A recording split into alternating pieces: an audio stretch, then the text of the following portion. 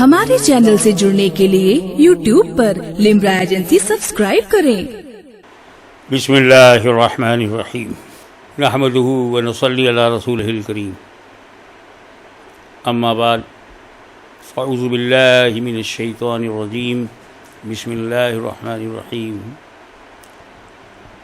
الیوم اکملت لکم دینکم واتممت علیکم نعمتی صدق اللہ مولانا العلی العظیم وبلغنا رسولہ النبی الامین الکریم ونحن علی ذلک لمن الشاہدین والشاکرین والحمد للہ رب العالمین۔ سب سے پہلے میں عالم اسلام کو عید الاضحیٰ کی مبارکبادی پیش کرتا ہوں کہ مولا تعالیٰ نے سنت ابراہیمی پر عمل کرنے کا ہمیں موقع عطا فرمایا، اتنی زندگی بخشی کہ ہم اس سنت پر عمل کریں۔ میں نے جس آیت کریمہ کی تلاوت کا شرف حاصل کیا ہے اس میں جو الیوم آج اکملت لکم دینکم تمہارے لیے تمہارے دین کو مکمل کیا، یعنی اللہ تعالیٰ نے محمد عربی صلی اللہ علیہ وسلم کے دست مبارک پر دین کو مکمل کیا ہے۔ تو اس کا مطلب یہ ہے کہ وہ لوگ غلط فہمی کا شکار ہیں جو یہ سمجھتے ہیں کہ اسلام محمد عربی صلی اللہ علیہ وسلم سے شروع ہوا ہے۔ وہ اس سچائی کو نہیں جانتے کہ حضور صلی اللہ علیہ وسلم کے ہاتھ پر مکمل ہوا ہے، اور جو چیز کسی کے ہاتھ پہ مکمل ہوتی ہے تو جاننا چاہیے کہ اس کی شروعات کہاں سے ہے۔ تو فار یور کائنڈ انفارمیشن، دھرتی پر دین سب سے پہلے جس نے شروع کیا ان کا نام نامی اس میں گرامی حضرت آدم علیہ السلام ہے۔ حضرت آدم علیہ السلام کا دین ہی وہ دین ہے جو اسلام کی ابتدا ہے، اور آدم علیہ السلام کے دین کی جو ابتدا ہے حضور صلی اللہ علیہ وسلم کے ہاتھ پر اس کی انتہا ہے، تکمیل ہے۔ آدم علیہ السلام سے پہلے نہ کوئی آدمی تھا اور نہ کوئی دین تھا۔ تو اگر ہندی زبان میں آدم کے دین کا کوئی نیا نام دیا جا سکتا ہے تو وہ سناتن دھرم جو ہے، اولڈسٹ ریلیجن جسے کہتے ہیں، وہ کسی اور کے پاس نہیں ہے، وہ صرف مسلمانوں کے پاس ہے، کیونکہ آدم علیہ السلام صرف مسلمانوں کے پاس ہیں، اور جہاں آدم نہیں ہے وہاں آدی کال نہیں ہے، جہاں آدی نہیں ہے وہاں سناتن نہیں ہے۔ تو اسی سناتن آدم علیہ السلام کے سناتن دین کا نوینتم تکمیل جو ہے وہ حضور صلی اللہ علیہ وسلم کے دست مبارک پر ہوئی۔ یہ تو ہے وہ سچائی کہ جب سے آدمی شروع ہوا اسلام شروع ہوا، آدمی بڑھتے گئے اسلام پھیلتا گیا، اور پھر آخر میں محمد عربی صلی اللہ علیہ وسلم کے ہاتھ پر مکمل ہوا۔ ادھر ادھر کی باتوں پہ دھیان نہ دیجیے۔ ہم جس ملک میں رہتے ہیں وہاں تہوار کہنے کی بڑی عادت ہے۔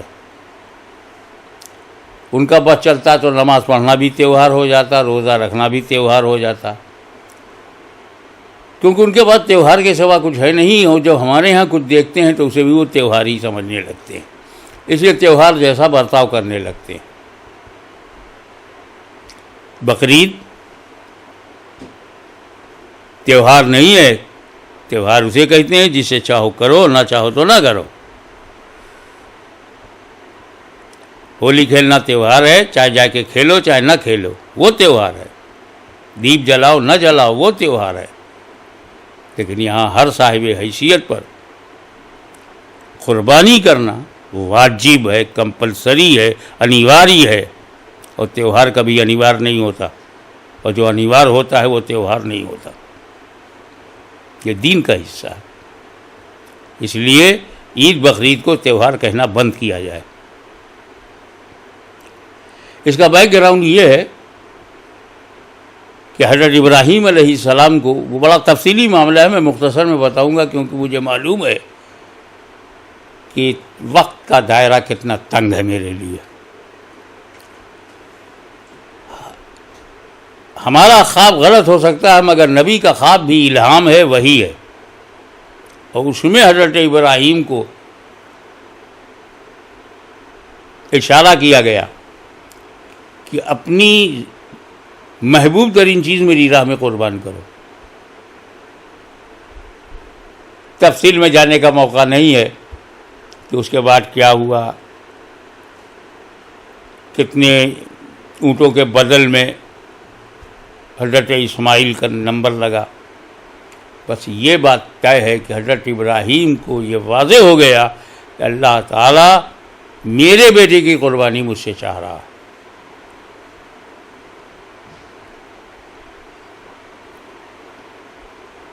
اس قربانی کا دوسرا پہلو یہ ہے کہ انہی دنوں میں حج بھی ہوتا ہے جو فرض ہے، کمپلسری ہے، پلر آف اسلام ہے، بنیاد ہے. اور انہی دنوں میں منا، عرفات، مزدلفہ جیسے علاقوں پر مشتمل پورا حج ہوتا ہے، طواف کعبہ، طواف زیارہ وغیرہ وغیرہ.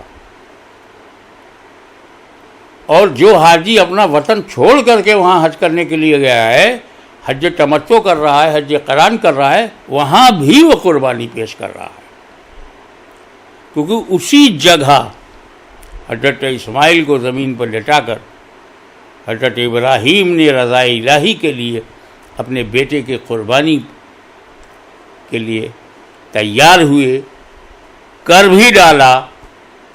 اور اس سے پتہ چلتا ہے کہ حضرت ابراہیم علیہ السلام اپنے رب کی بارگاہ میں کمال سپردگی کا درجہ رکھتے تھے، سمپورن سمرپن. اتہاس میں ایسا نہیں ملے گا کہ خدا کی رضا کے لیے اپنے بیٹے کی گردن پر چھری چلائے. یہ اور بات ہے کہ مشیت نے انہیں بچا لیا اور ان کی جگہ ایک بھیڑ یا ایک اسی طرح کا کوئی جانور حضرت ابراہیم کی چھری کے نیچے آ گیا اور حضرت اسماعیل دور کھڑے مسکرا رہے. رسول پاک نے اسی سنت ابراہیمی کو زندہ رکھنے کے لیے ہر صاحب حیثیت پر، صاحب نصاب پر یہ واجب کر دیا ہے کہ میرے دادا ابراہیم علیہ السلام کی نے جو قربانی پیش کی ہے تم بھی قربانی کرو. ان کی جگہ جانور قربان ہوا جو حلال تھا، تم بھی حلال جانور کو انہی کی سنت پر عمل کرتے ہوئے کرو. چنانچہ آج بھی بلا اختلاف مسالک و مکاتب سبھی بقرعید میں قربانی کرتے ہیں. یہ یادگار ہے بلیدان کی، ایثار کی، قربانی کی.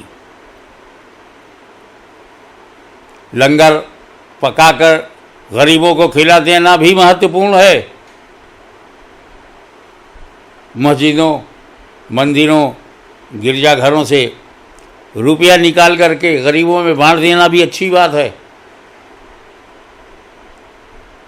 لیکن یہ قربانی کی ایک باپ اپنے بہترین اور محبوب ترین بیٹے کو اللہ کی رضا کے لیے ذبح کرنے پر تیار ہو جائے، یہ اس کی مثال اتہاس میں نہیں ملتی.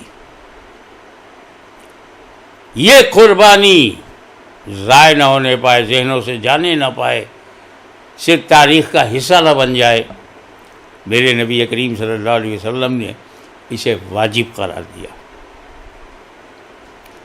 لیکن وجہ تو قربانی ہی ہے، اور مسئلہ یہ باہر نکل کے آیا کہ قربانی کی یاد منانا سنت رسول ہے.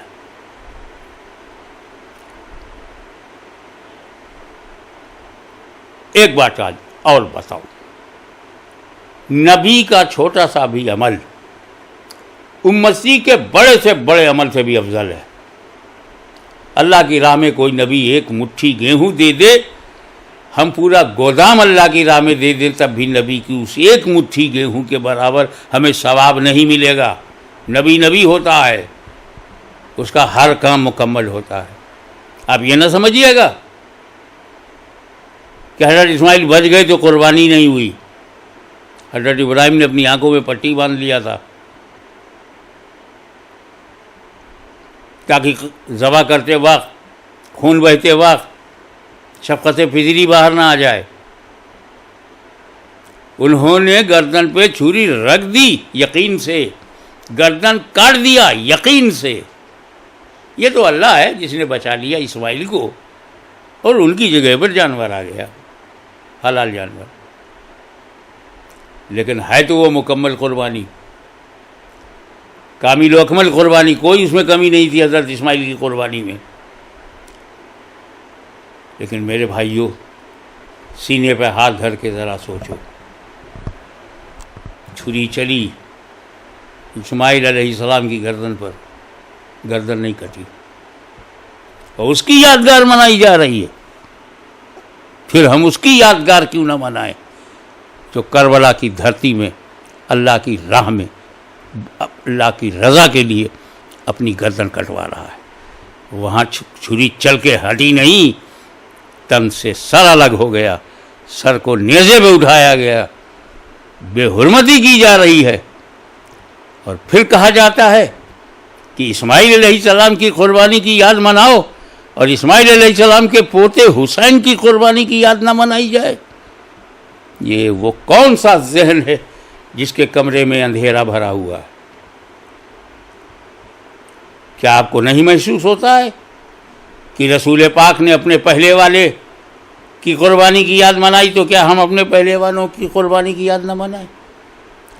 یہ یاد منانا اگر حرام ہوتا، بدعت ہوتا، غلط ہوتا، گناہ ہوتا، تو پھر اسماعیل علیہ السلام کی قربانی کی یاد منانے کے لیے رسول پاک نے کیوں حکم دیا؟ علت موجود ہے، وجہ موجود ہے کہ راہ خدا میں قربان ہونے والی وجہ اسماعیل کے ساتھ بھی ہے، اور راہ خدا میں قربان ہونے والی رضا الہی کے لیے قربان ہونے کی وجہ کربلا کی دھرتی پر بھی نظر آتی ہے۔ اسی لیے علامہ اقبال نے کہا تھا کہ جس ایثار کی ابتدا اسماعیل ہے، اس کی تکمیل امام حسین ہے۔ تو اسے تیوہار سمجھ کے نہ منائیے گا۔ جب بھی آپ قربانی کے لیے جائز طریقوں سے حاصل کیے ہوئے جائز جانور کو ذبح کریں گے، یاد رکھیے گا اس وقت ذہن میں اسماعیل علیہ السلام ہو، اس وقت سنت ابراہیمی ہو، اور رسول پاک صلی اللہ علیہ وسلم کی خوشنودی ہو۔ آپ مجھ سے پچھلے سال پوچھتے تو میں آپ کو بتاتا کیسے لیا جاتا ہے جانور، کہاں سے لیا جاتا ہے۔ آج تو حالات یہ ہیں کہ بکرا منڈی بند کرو۔ کیوں صاحب؟ ہم بکرے کے مخالف نہیں ہیں، بکرے منڈی میں بھیڑ ہوتی ہے۔ اچھا، تو بکرا منڈی میں 3 دن کے لیے بھیڑ ہوتی ہے، وہ برداشت نہیں ہوا، اور سبزی منڈی میں روزانہ بھیڑ ہوتی ہے، اچھا لگتا ہے۔ خدا جانے کس ذہن کے لوگ ہیں۔ منڈی تو منڈی ہے، چاہے بکرا منڈی ہو یا سبزی منڈی ہو۔ سبزی منڈی تو روزانہ کھلتی ہے، یہ بیچارہ بکرا منڈی تو صرف 3-4 دن کے لیے تھا۔ اس سے پتہ چلتا ہے کہ ہمیں آتم چنتن کرنا چاہیے۔ اپنے من میں اگر کسی کے تعلق سے نفرت ہے، گھرنا ہے، اسے نکالنا چاہیے، اور پریم پوروک بھارت کی دھرتی پر رہنا چاہیے۔ اب آئیے، لاک ڈاؤن نہیں ہے یا نہیں رہے گا، اس سے فرق نہیں پڑنا چاہیے۔ رسول پاک کو طہارت، صفائی، پاکیزگی سب سے زیادہ پسند تھی۔ یہ آپ اپنے آپ سے، اپنے گھر سے، اپنے پریوار سے، اپنے محلے سے شروع کریں۔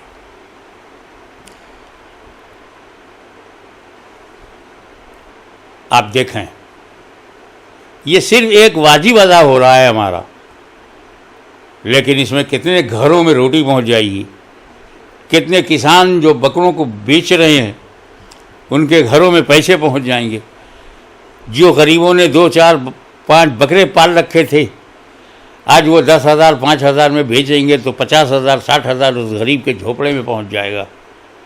کس قدر آرتھک قوت اور شکتی پردان کر رہا ہے یہ ہمارا عید الاضحیٰ، ہمارا بقرعید کا یہ فریضہ۔ کتنے لاکھوں لاکھ ہندوستان میں ان کے گھروں میں اجالا ہوگا، ان کی باورچی خانوں میں کھانے پکیں گے، ان کے بچے کھائیں گے۔ اور اب جب کہ کروڑوں لوگ غریبی کی ریکھا کے نیچے زندگی گزار رہے ہیں، نہ صرف کورونا سے، بھوک سے مر رہے ہیں، میں سمجھتا ہوں کہ ہمارا بقرعید کا یہ فریضہ ان کو بھوک سے مرنے سے بھی بچانے میں بہت کارآمد ثابت ہو سکتا ہے۔ محلے کو دیکھیے گا، محلے کے قریبوں کو دیکھیے گا، اور ہر جگہ غریبوں کو دیکھیے گا، کیونکہ ہم مسلمانوں کو یا جو غریب مسلمانوں کو شراب تو نہیں پلا سکتے، کباب تو کھلا سکتے ہیں۔ اس لیے مستحق کا خیال رکھیے گا، ڈیزرونگ پرسن کا خیال رکھیے گا، اور یاد رکھیے گا کہ جس طرح ہم احسان مند ہیں اسماعیل علیہ السلام کے، اسی طرح پوری امت مسلمہ احسان مند ہے امام حسین ابن علی سے، اور اسی طرح ہم احسان مند ہیں اسلام کے شرعی قانون کے، جس نے ہم کو صاف ستھری زندگی گزارنے کی ہدایتیں کی۔ میں آخر میں آپ سے یہی کہوں گا کہ جب آپ قربانی کر رہے ہیں تو صرف بکرے کی قربانی نہ کیجیے، اپنی گندگی کی بھی قربانی کیجیے۔